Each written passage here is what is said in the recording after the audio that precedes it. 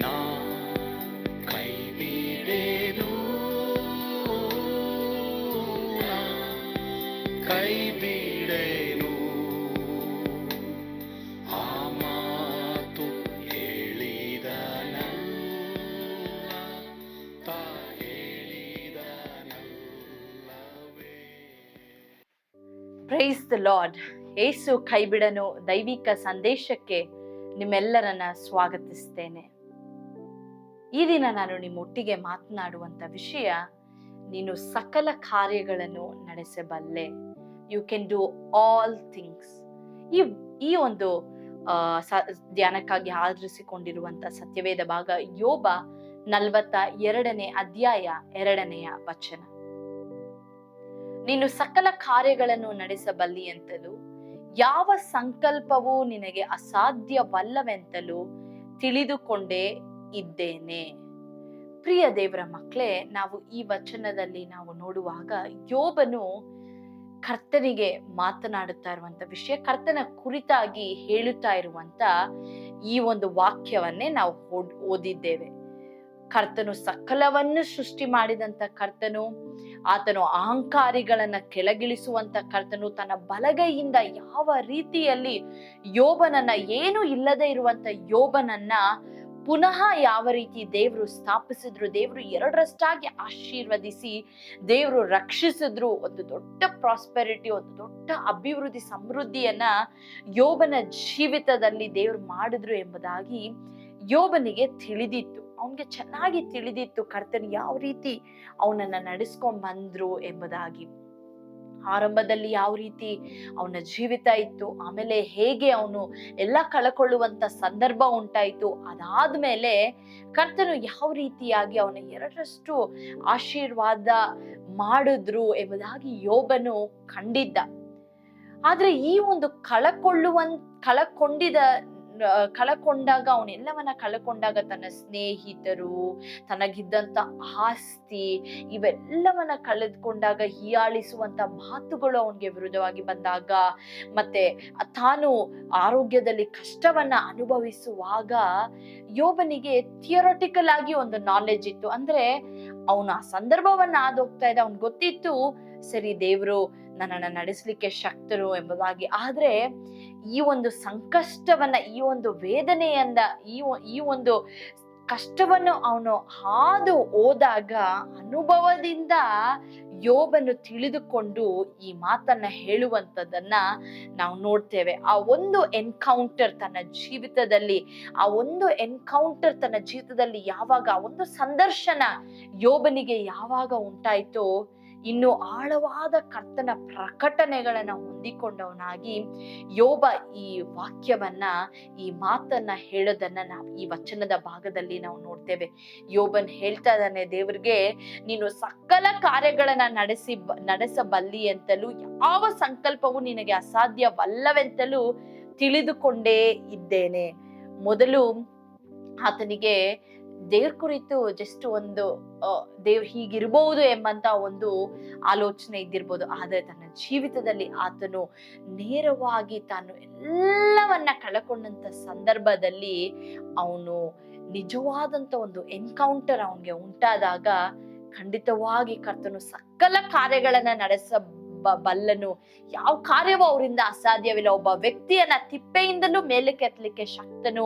ಒಬ್ಬ ವ್ಯಕ್ತಿ ಎಲ್ಲವನ್ನ ಕಳೆದುಕೊಂಡಾಗ್ಲೂ ಅವನನ್ನ ಪುನಃ ಎರಡರಷ್ಟಾಗಿ ಆಶೀರ್ವದಿಸ್ಲಿಕ್ಕೆ ಕರ್ತನು ಶಕ್ತನು ಎಂಬುದಾಗಿ ಯೋಬನಿಗೆ ಮನವರಿಕೆ ತನು ತಿಳ್ಕೊಂಡದ್ದು. ಎಲ್ಲಾ ಘಟನೆಗಳು ಸಂಭವಿಸಿದ ನಂತರ ನೇರವಾಗಿ ಆ ಒಂದು ಎನ್ಕೌಂಟರ್ ಅವನಿಗಾಗುತ್ತೆ, ಅನುಭವವನ್ನ ಅವನು ಹೊಂದ್ಕೊಳ್ತಾನೆ. ಮತ್ತು ದೇವ್ರು ಸಕಲ ಕಾರ್ಯಗಳನ್ನ ಮಾಡ್ಲಿಕ್ಕೆ ಶಕ್ತನು. ಅವ್ರಿಗೇನ್ ಇಷ್ಟನೋ ಅದನ್ನ ಮಾಡ್ಲಿಕ್ಕೆ ಶಕ್ತನು. ಅವ್ರಿಗೇನ್ ಇಷ್ಟನೋ ಅದನ್ನ ಬಹಳ ಜ್ಞಾನದಿಂದ, ಬಹಳ ಅಂದವಾಗಿ, ಬಹಳ ಸುಂದರವಾಗಿ ನಡೆಸಲಿಕ್ಕೆ ಶಕ್ತನು ಎಂಬುದಾಗಿ ಯೋಬನು ತಿಳಿದುಕೊಂಡ. ಪ್ರಿಯ ದೇವರ ಮಕ್ಕಳೇ, ಮತ್ತೆ ಈ ಮನುಷ್ಯನ ಸಂಕಲ್ಪ, ನಮ್ಮ ಒಂದು ಥಾಟ್ಸ್ ಕೆಲ ಸಾರಿ ಒಳ್ಳೇದಾಗಿರುತ್ತೆ, ಕೆಲ ಸಾರಿ ಕೆಟ್ಟದಾಗಿರುತ್ತೆ. ಆದ್ರೆ ಕರ್ತನ ಸಂಕಲ್ಪಗಳು, ಅವರೊಂದು ಯೋಚನೆ ಮಾಡ್ಬಿಟ್ರೆ, ನನಗೂ ನಿಮಗೂ ಈ ರೀತಿಯಾಗಿ ನಾನು ಮಾಡ್ಬೇಕೆಂಬುದಾಗಿ ಯೋಚನೆ ಮಾಡ್ಬಿಟ್ರೆ, ಅವರಿಂದ ಅಸಾಧ್ಯವಾದದ್ದು ಯಾವುದಿಲ್ಲ. ಅವರನ್ನ ತಡೆ ಮಾಡೋದಕ್ಕೆ ಯಾರಿಂದ ಆಗೋದಿಲ್ಲ. ಅವರ ಕೈಯನ್ನ ಹಿಂದೆ ತೆಗೆಯೋದಕ್ಕೆ ಸಹ ಯಾರು ಆಗೋದಿಲ್ಲ. ಯಾಕಂದ್ರೆ ಆತನ ಆಲೋಚನೆಗಳು, ಆತನ ಸಂಕಲ್ಪಗಳು ಅದು ಉನ್ನತವಾದಂತ ಸಂಕಲ್ಪ. ಯೋಬನ ಜೀವಿತ ಒಂದೇ ದಿನದಲ್ಲಿ ಕೊಲಾಪ್ಸ್ ಆಯ್ತು, ಒಂದೇ ದಿನದಲ್ಲಿ ಹಾಳಾಯ್ತು. ಆತನ ಸ್ನೇಹಿತರು, ಆತನ ಸುತ್ತಮುತ್ತಲಿರುವಂತ ಎಲ್ಲಾ ಜನರು ಆತನಿಗೆ ಹೇಳ್ದಂತ ಒಂದು ಮಾತುಗಳನ್ನ ಕೇಳಿಸ್ಕೊಳ್ಬೇಕಾದ್ರೆ ಯೋಬನ ಜೀವಿತದಲ್ಲಿ ಯೋಬನು ಬಹಳ ಕುಂದೋಗಿರ್ತಾನೆ. ಆದ್ರೆ ಅಂತ ಒಂದು ಜೀವಿತವನ್ನ ಕರ್ತನು ತನ್ನ ಸಂಕಲ್ಪದ ಮೇರೆಗೆ ದೇವರು ಪುನಃ ಅದನ್ನ ಸ್ಥಾಪಿಸ್ತಾರೆ.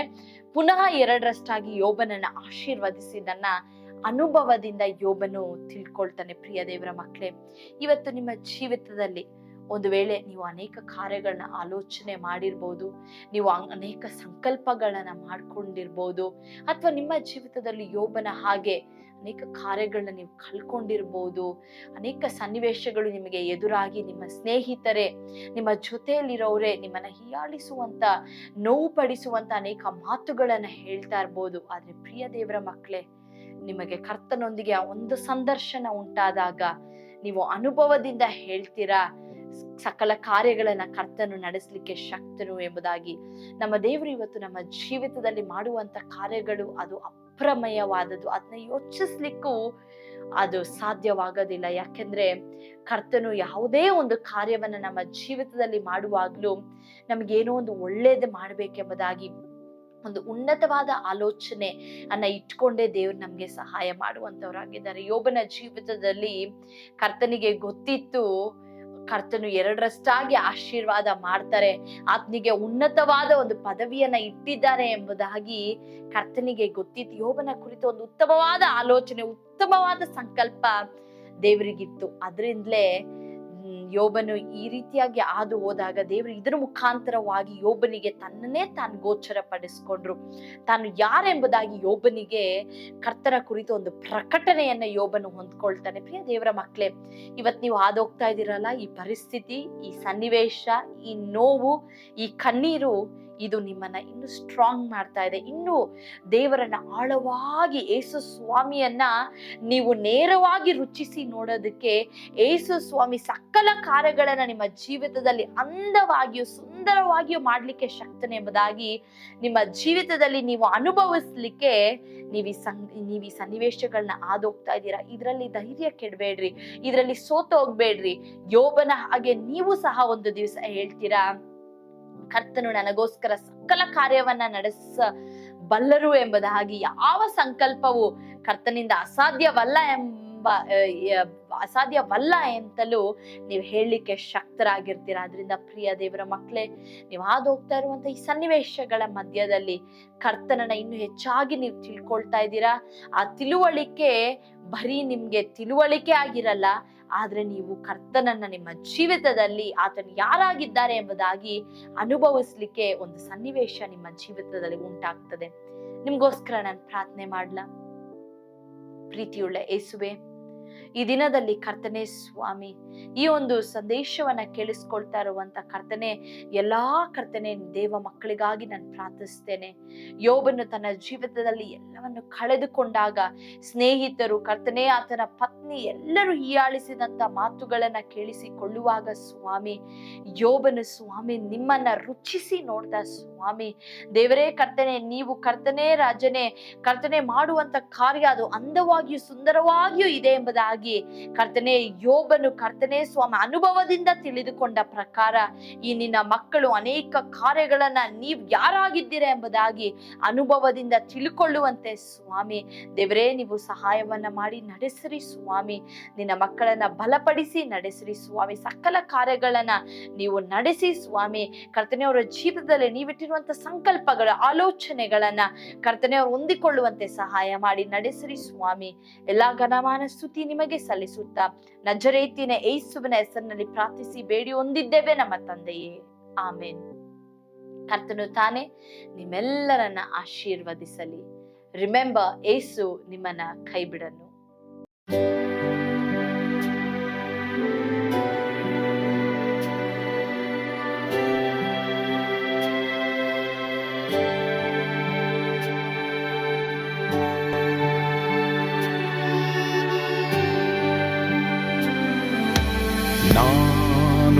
ಪಾತ್ರದಲ್ಲಿ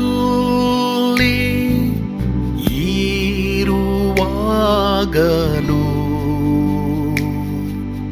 ನೀನು ಭಯಪಟ್ಟು ಓಡಬಾರದು. ನನ್ನ ಮಾತನಂಬಿ ಸ್ಥಿರವಾಗಿರು.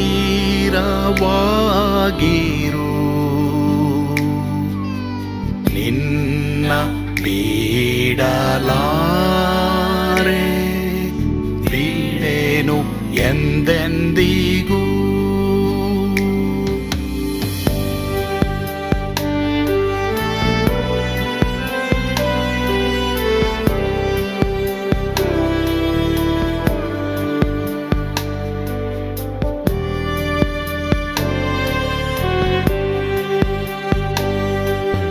ನಾ ಕೈ ಬಿಡೆನು, ನಾ ಕೈ ಬಿಡೆನು. ಆ ಮಾತು ಹೇಳಿದನಲ್ಲ, ತಾ ಹೇಳಿದನಲ್ಲವೇ.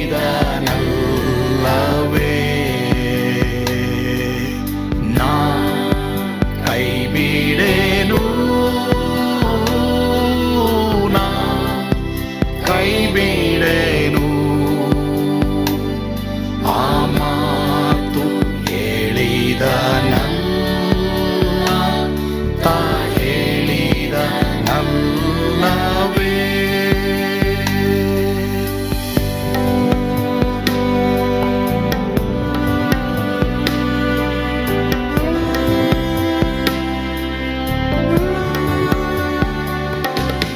ಸುತ್ತಲೂ ಹೂಗಳು ಬಾಡಿ ಹೋದರು,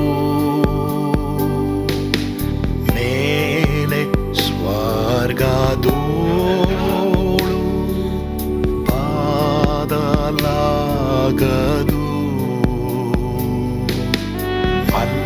ಅಲ್ಲಿಂದೇಸು ಸ್ವಾಮಿ ಬಾರುವಾತನು, ನನ್ನ ಬಿಡಲಾರ, ನನ್ನನ್ನು ಕೈ ಬಿಡಲು. ನಾ ಕೈ ಬಿಡೆನು, ನಾ ಕೈ ಬಿಡೆನು. ಆ ಮಾತು ಹೇಳಿದನಲ್ಲ, ತಾ ಹೇಳಿದನಲ್ಲವೇ.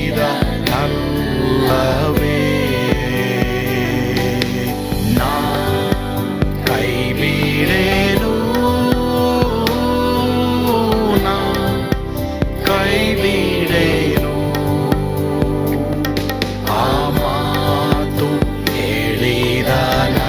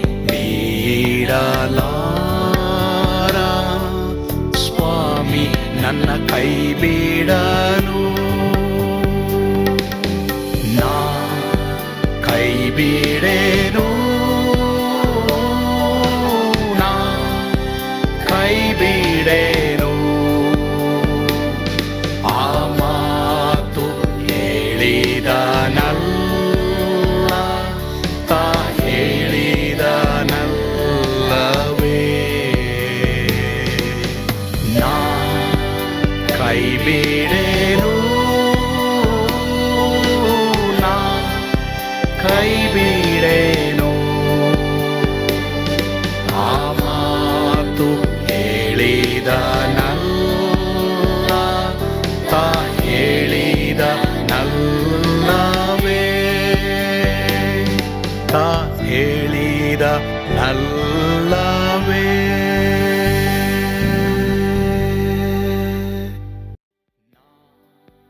ಕೈ ಬಿಡೇನು